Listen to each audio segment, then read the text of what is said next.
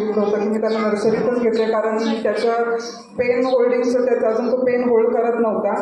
पण खरंच मला कौतुक वाटतं नवले मॅडमचं की दुसऱ्याच दिवशी त्याने पेन होल्डही करायला लागला, तो स्टँडिंग लाईन, स्लिपिंग लाईन आणि आता सर्कलपर्यंत आलेला आहे.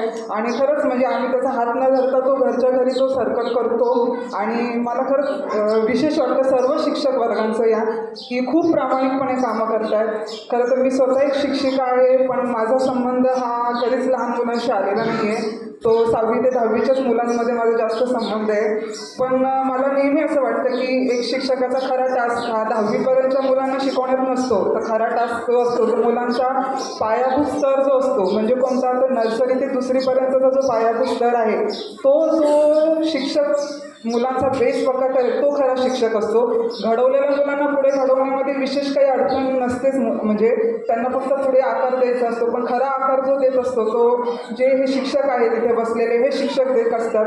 आणि मला खरंच अजून या 1 आठवड्याच्या अनुभवामध्ये तरी मला असं वाटतं की सर्व शिक्षक खूप मनापासून करतायत, खूप प्रामाणिकपणे करतायत. कुठेही फक्त दिखावा आहे म्हणून नाही, तर कधी जर आम्ही बऱ्याच वेळेस बघतात मॅडम आमच्या खूप चक्रा झालेल्या शाळेमध्ये, जेव्हाही आल्या आम्ही बघतो तर सतत शिक्षक इकडे तिकडे धावपळ, विद्यार्थ्यांच्या मागे पळणं, ह्या सगळ्या गोष्टी असतात. आणि याचं आम्हाला खरंच कौतुक आहे. आणि प्रामाणिकपणे सांगते की आत्ता एवढा उशीर आम्हाला येण्यामागचं कारण असं आहे की आम्ही बऱ्याचशा शाळा ज्या आहेत सिन्नरच्या सगळ्या शाळा बघून आलो.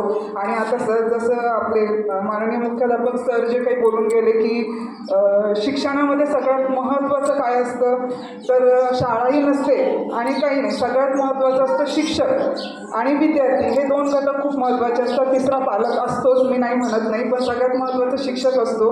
आणि आम्ही जेवढ्या शिक्षका, माझे मिस्टर आणि आम्ही खूप शाळांमध्ये पाहिलं. मी फक्त शिक्षकांचं निरीक्षण करत होते, कारण मी स्वतः शिक्षक असल्यामुळे मला माहिती आहे की विद्यार्थ्यांसाठी कोणती गोष्ट महत्त्वाची आहे. आणि निरीक्षण केल्यानंतर इथेही आम्ही आलो, एकदा आणि दोनदा, आणि मॅडमला माहिती आहे तुम्ही 3दा आले, तर ते निरीक्षण केलं आणि त्याच्यानंतर आमचा निर्णय ठरला की या शाळेमध्येच योग्य. आणि आता आम्हाला त्याचा आनंद आहे की आम्ही योग्य शाळेमध्येच त्याचं ॲडमिशन घेतलेलं आहे.